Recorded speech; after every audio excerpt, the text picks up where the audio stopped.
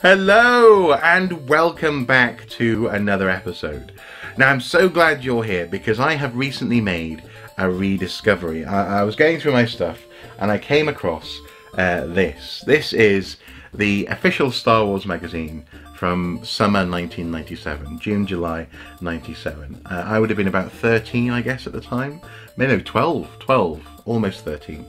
And this was a very important time in my personal Star Wars story.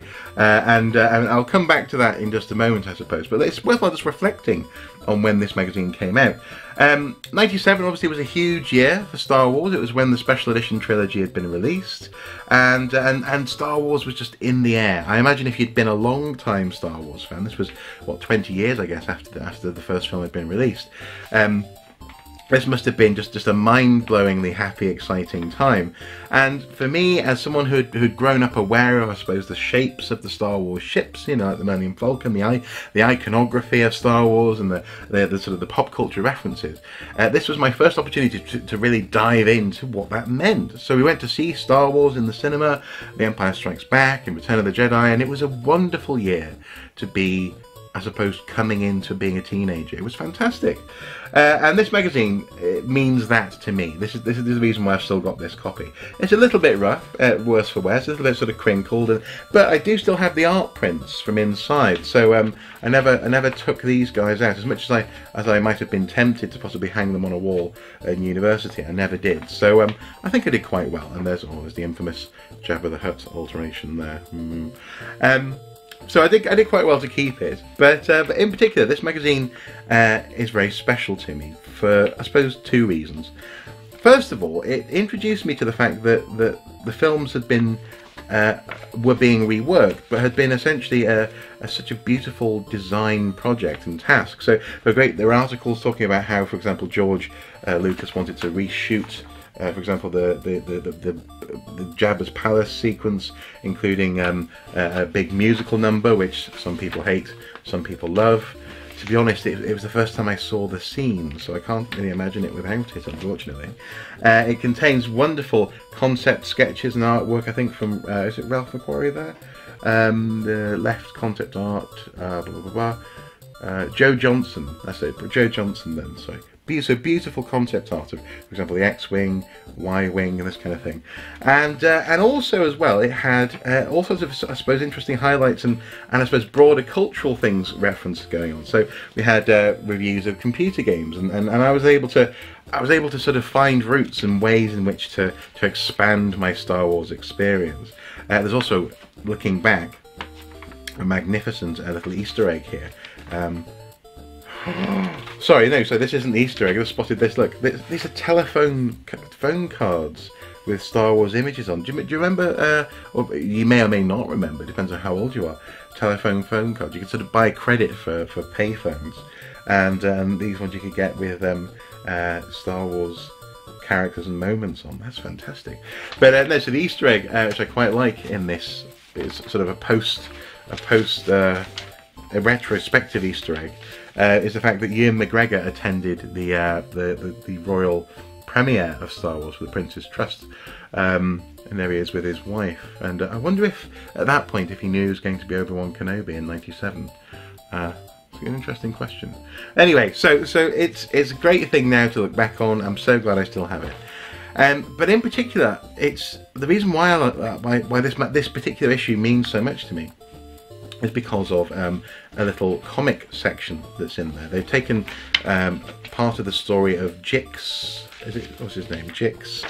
Yeah, so Jix, the Corellian bounty hunter, Star Wars Shadow Stalker, and this comic sort of, I suppose, excerpt. It's a very brief little bit of story. Starts off in Vader's castle on Coruscant, interestingly, not Mustafar, as Rogue One would have you believe, or maybe actually, I'm sure Vader has many castles anyway. But it's a really chilling scene, and so I'll take a photo and show you guys up close, I suppose, just as I read this bit. Is it not enough that you can break my neck with a thought?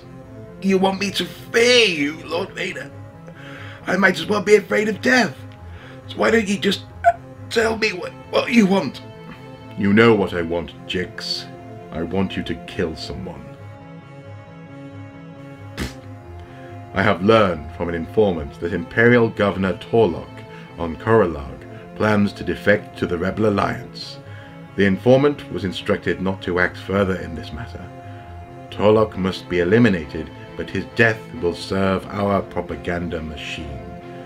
The Empire's hand must remain invisible. It is essential that the citizens of Korolarg believe that the governor was assassinated by rebels. As you established our deal, Jix, I do not believe I need remind you of the consequences of failure. Sure, but how do I get to Korolarg? Drone barge G79 at Coruscant Port Authority.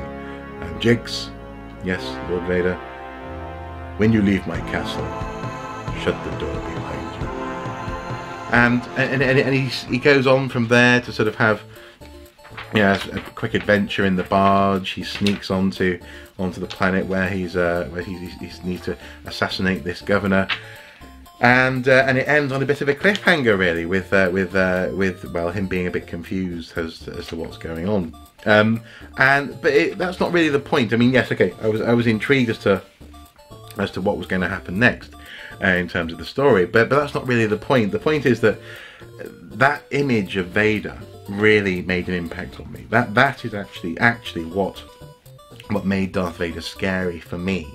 Again, remember this you know, I'd just been watching the Star Wars films, and then I was reading this, and in the films, because they're movies, because they're for everyone, you know, they're for young and old and families, and they have to pass, you know, the ratings boards, and they have to pass the sort of the marketability test. Vader sometimes comes across as more of I suppose a pantomime villain. You know, he comes in onto stage, you almost can hear the booing, a boo. He's vampish in the movies, whereas in some of the comic stories, and you know, obviously I've read many more since, he's much more sinister.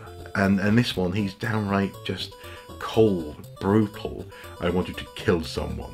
You know, he's not making deals. He's not it's not cute like he was really with Boba Fett. You know, he talks about the condition of Luke Skywalker, kind of thing. It's dark. It's really dark, and I think I really appreciated being exposed to that when I was sort of 12 years old, because it gave me actually a sense of how I should be seeing Darth Vader in the movies, and really ever since I first read that particular story, and I first saw Vader just tossing a man around like a meat puppet, and expecting this man to go off and just kill people and frame the Rebel Alliance, Vader has meant something else to me, and I like that. And so when the prequel trilogy finally did come around, especially when we started getting to Hayden Christensen's performance, you know, with the whole, you know, I hate sand and I slaughtered them all like animals. Yeah, I can totally see why it is that people were a bit let down by that. You know, the broader universe portrayal of Vader as such a stone cold, badass thing, not even a man, just this ball of anger and ambition and imperial. You know, he's Darth Vader, Darth motherfucking Vader. You can totally see why Hayden Christensen's performance let some people down, definitely. But for me, yeah, it was back in '97, and it was Vader hiring someone to cold-bloodedly murder a governor that fixed the character in my mind. And now, actually, obviously, we're treated to other portrayals of Darth Vader, and one of the best at the moment, I think, is in Star Wars Rebels, where his presence is felt. You know, his presence is back, and his presence is it sucks, as it should do. It sucks everything into himself, and when he's there, you know that he's the person to be scared of. Nothing else really should concern you other than the fact that Darth Vader is coming after you, and that is the way that Vader should be. So I'm so glad that I kept this issue of Star Wars magazine and kept it in relatively good condition.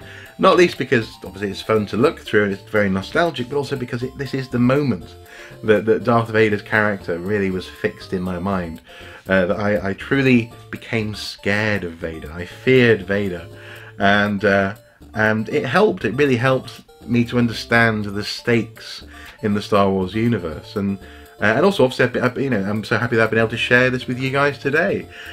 What about you? Did you have a moment when you sort of really understood Darth Vader? Did you have that sort of childish sort of lens slightly shattered by a moment with Vader, when you sort of thought, oh no, he's not just a baddie, he's a bad man? Like, you know, yeah, please do comment below, let me know. But for me, it was right here, and I've never looked back. Anyway guys, as ever, until next time, do take care. Bye bye.